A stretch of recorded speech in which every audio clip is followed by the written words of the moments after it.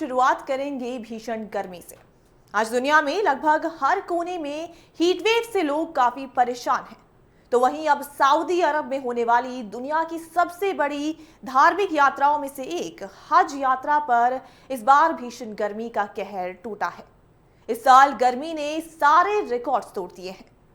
तापमान 50 degree Celsius के पार तक जा चुका है। चिलचिलाती धूप से हर कोई परेशान है। वहीं ये गर्मी हज यात्रियों के लिए मुसीबत बन चुकी है। अब तक हज यात्रा के दौरान 550 से ज्यादा जायरीनों की मौत हो चुकी है।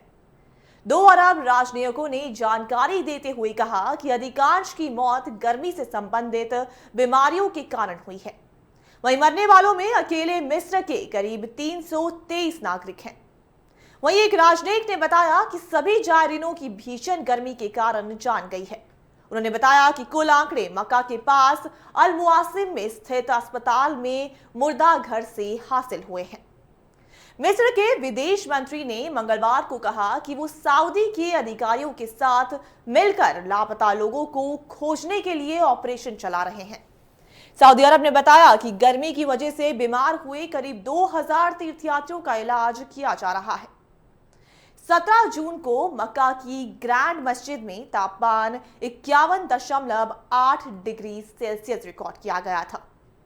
लेकिन ये हम सबको सोचने पर मजबूर करता है कि आखिर इसका कारण क्या है। तो वहीं सऊदी अरब में इस भीषण गर्मी के कारण की बात करते हुए अधिकारियों ने बताया कि मक्का में जलवायु परिवर्तन का गहरा असर पड़ रहा है।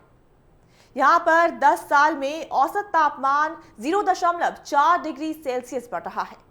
इससे पहले मंगलवार को मिस्र के विदेश मंत्रालय ने कहा था कि काहिरा हज के दौरान लापता हुए मिस्र वासियों की तलाश के लिए सऊदी अधिकारियों के साथ मिलकर काम कर रहा है।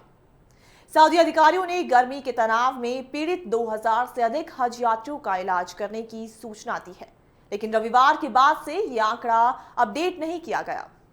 हज इस्लाम के 5 स्तंभों में से एक है और सभी मुसलमान इसे अपने जीवन में एक ना एक बार जरूर पूरा करने की कोशिश करते हैं। तो चलिए अब एक बार हज के बारे में कुछ विशेष बातें जान लेते हैं। हज के 5 चरण होते हैं। सबसे पहला होता है अहराम।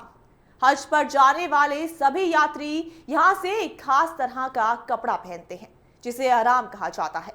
इसे सिला नहीं जाता। ये एक सफेद रंग का कपड़ा होता है। हज पर जाने वाली महिलाओं को अहराम पहनने की जरूरत नहीं होती। तो उसके बाद है उम्रा।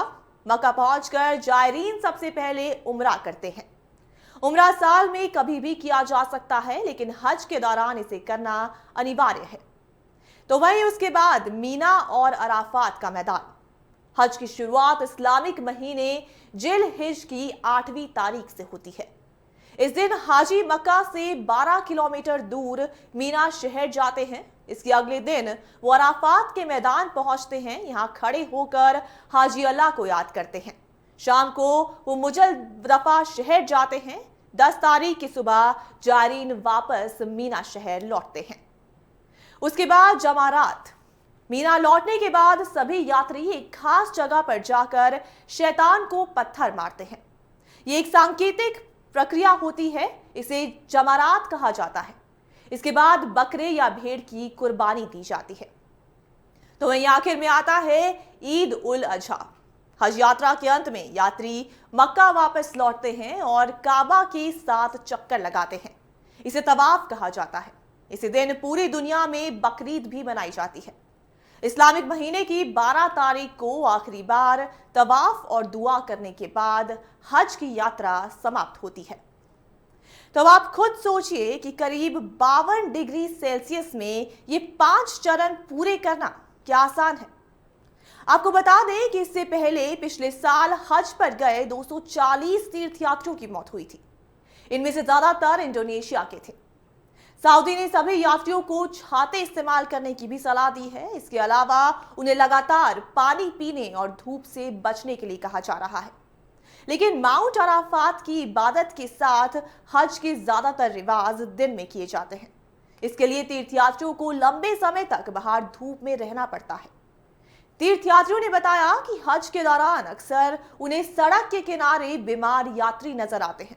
कई लोगों की मौत हो चुकी होती है। हज के रास्ते पर लगातार एम्बुलेंस का जमावड़ा लगा रहता है। सऊदी अधिकारियों ने तीर्थयात्रियों को छाते का उपयोग करने, खूब पानी पीने और दिन के सबसे गर्म घंटों के दौरान सूरज के संपर्क में आने से बचने की सलाह दी। तो वहीं अब देखना है कि सबके बीच सऊदी सरकार इन हालातों को किस तरह नियंत्रण में लाती है।